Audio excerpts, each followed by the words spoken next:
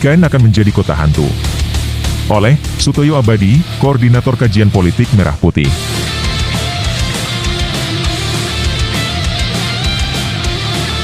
Pembangunan IKN tidak melibatkan pemikiran, analisa, kajian dan pertimbangan dari akademisi. Jokowi justru menggunakan peran para bandit politisi yang sudah terkontaminasi kepentingan oligarki. Adalah sikap sembrono, arogan, gegabah dan akhirnya akan berakibat fatal dan berantakan. Pengesahan Undang-Undang IKN antara pemerintah dan DPR yang hanya sebagai stempel penguasa dan tergesa-gesa, hanya 42 hari, memperparah kebijakan pembangunan IKN, terperosok pada jurang yang dalam. Keadaan makin terjerumus lebih jauh, ketika Presiden membawa wacana pembangunan IKN akan melibatkan kekuatan investasi asing. Adalah kebijakan yang salah arah. Akan berdampak membahayakan kedaulatan.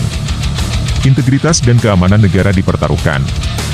Sama sekali tidak ada rumusnya sebuah negara akan membangun ibu kota dengan dilelang ke negara asing, dengan berdalih investasi. Membangun IKN tidak butuh validasi dari bangsa lain, apalagi mengundang warga negara asing untuk pindah ke IKN. Di muka bumi ini, tidak ada sebuah negara pun yang membangun ibu kota baru, minta bantuan negara lain. Apalagi tergantung, bahkan diserahkan ke negara asing. Sebagai pusat pemerintahan, ibu kota adalah simbol kedaulatan, mahkota bangsa. Sifatnya yang sangat strategis sebagai jantung negara, ibu kota, harus dilindungi dari ketergantungan pihak luar. Pembangunan IKN adalah pekerjaan yang rumit, baik dari segi perencanaan, pendanaan, infrastruktur, hingga berbagai aspek lainnya.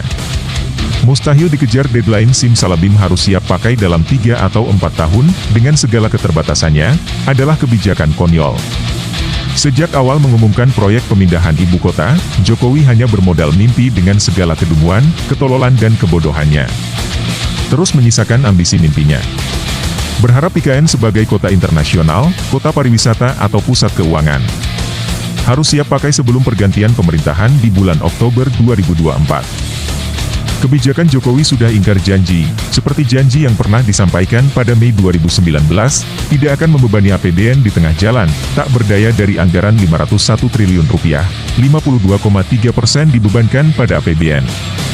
Kemampuan Jokowi dalam segala hal sangat minim, sama sekali tidak layak sebagai perancang ibu kota baru dengan rekam jejaknya, yang setiap membuat kebijakan apapun akan berakhir blunder.